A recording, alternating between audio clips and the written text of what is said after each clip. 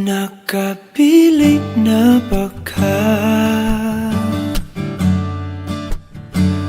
kung kinsa sa among duha ang piliun mong makauban ug ipaila-ilas ginikanan.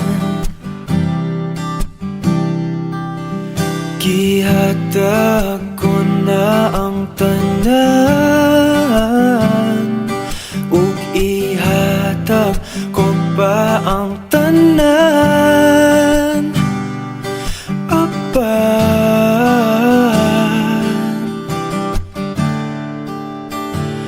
kung siya man ang mapilian,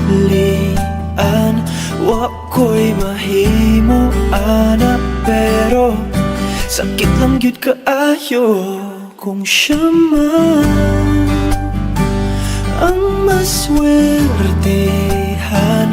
Mo palayo na ko ninyo ug ihilak na lang sa tako, pero ug iya kang biyaan ug iyang binuangan pag mahitabo.